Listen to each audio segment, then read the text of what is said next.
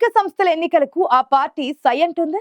స్థానిక సంస్థల ఎన్నికల టార్గెట్ గా ముందుకు సాగుతుందా? పార్లమెంట్ స్థానం గెలిచాక జాతీయ పార్టీకి మరింత బలం చేకూరిందా? స్థానిక సంస్థల ఎన్నికల్లో ఉమ్మడి పాలమూరు జిల్లాలో త్రిముఖ పోటీ తప్పదా? సీఎం సొంత జిల్లాను ఆ పార్టీ టార్గెట్ చేసిందా? మహబూబ్ నగర్ పార్లమెంట్ పరిధిలోని స్థానిక సంస్థల ఎన్నికల్లో అన్ని చోట్ల సమరానికి సై అంటున్న ఆ జాతీయ పార్టీ కాన్ఫిడెన్స్ కి కారణమేంటి?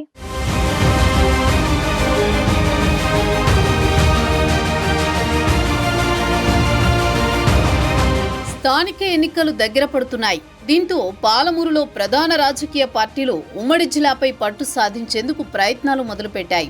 అసెంబ్లీ, పార్లమెంట్ ఎన్నికల్లో సత్తా చాటినట్టే స్థానిక సంస్థల ఎన్నికల్లోనూ జెండా ఎగరేయాలని చూస్తోంది అధికార కాంగ్రెస్ పార్టీ.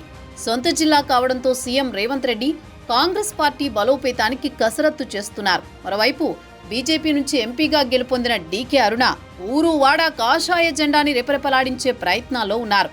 పార్లమెంట్ ఎన్నికల్లో నారాయణపేట, మక్తల్, మహబూబ్ నగర్, షాద్ నగర్ నియోజకవర్గాల్లో బీజేపీ హవా కొనసాగింది.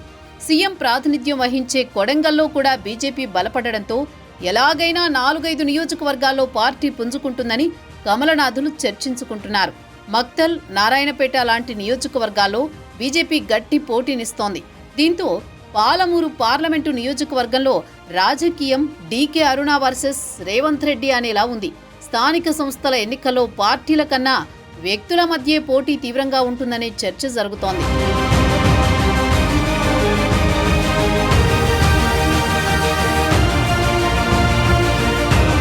పార్లమెంట్ ఎన్నికల ముందు వరకు ఉమ్మడి పాలమూరు జిల్లాలో భారతీయ జనతా పార్టీ ఉనికి అంతంత మాత్రంగానే ఉంది.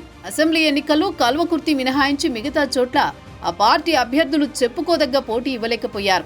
పార్లమెంటు ఎన్నికల్లో మహబూబ్ నగర్ పార్లమెంటు స్థానాన్ని Bharatiya Janata party దక్కించుకోవడంతో scene reverse అయింది. సీఎం సొంత ఇలాకాలో గట్టి పోటీ ఇచ్చిన బీజేపీ పాలమూరు పార్లమెంటు నియోజకవర్గంపై కాషాయ జెండా ఎగరేసింది. అధికార పార్టీ నేతల ఎత్తుగళ్లను తిప్పికొట్టి డీకే అరుణ ఎంపీగా గెలిచి తన సత్తా చాటారు. ఆమె విజయంతో పార్లమెంటు పరిధిలో ఉన్న నియోజకవర్గాల్లోని కమల దళంలో ఉత్సాహం పెరిగింది. దీంతో స్థానిక సంస్థల ఎన్నికల్లో విజయం సాధించే దిశగా అడుగులేస్తోంది బీజేపీ.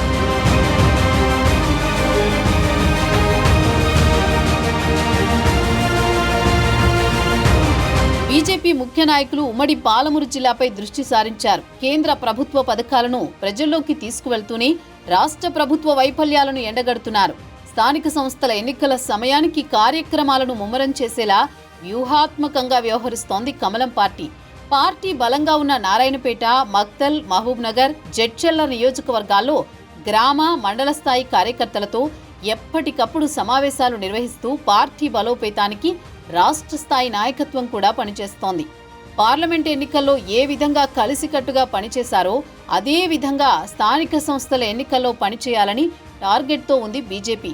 అధికార కాంగ్రెస్ పార్టీ వైఫల్యాలను ప్రజల ముందు పెడుతూ ముందుకు సాగాలని పార్టీ రాష్ట్ర నాయకత్వం క్యాడర్కి దిశానిర్దేశం చేస్తోంది. కాంగ్రెస్ ఎన్నికల హామీలను నిలబెట్టుకోవడంలో విఫలమైందని ప్రజల్లో పెద్ద ఎత్తున చర్చకు తెరలేపుతోంది.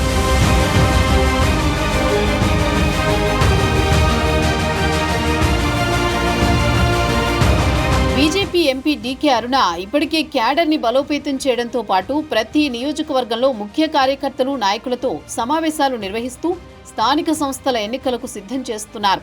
తన పార్లమెంటు పరిధిలోని అన్ని నియోజకవర్గాల్లో డీకే అరుణ సుడిగాలి పర్యటనలు చేస్తున్నారు. అటు పార్టీ అధిష్టానం కూడా సీఎం సొంత జిల్లాపై స్పెషల్ ఫోకస్ పెట్టింది.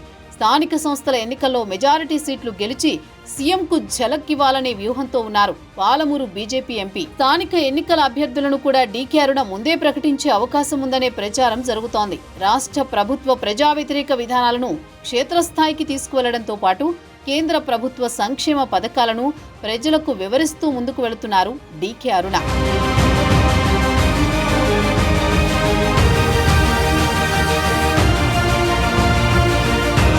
2-3 నెలల్లో స్థానిక సంస్థల ఎన్నికలు జరగొచ్చనే అంచనాలున్నాయి. అసెంబ్లీ, పార్లమెంట్ ఎన్నికల్లో బలం పెంచుకున్న బీజేపీ స్థానిక సంస్థల ఎన్నికల్లోనూ సత్తా చాటాలన్న పట్టుదలతో ఉంది. పాలమూరు జిల్లాలో పార్టీ బలోపేతాన్ని వ్యక్తిగత ప్రతిష్టగా తీసుకున్నారు గద్వాల జేజమ్మ. దీంతో అధికార పార్టీ కూడా అలర్ట్ అవుతోంది. ఇన్ని వ్యూహ ప్రతివ్యూహాల మధ్య స్థానిక సంస్థల ఎన్నికల్లో బీజేపీ పర్ఫార్మెన్స్ ఎలా ఉండబోతోందో చూడాలి మరి.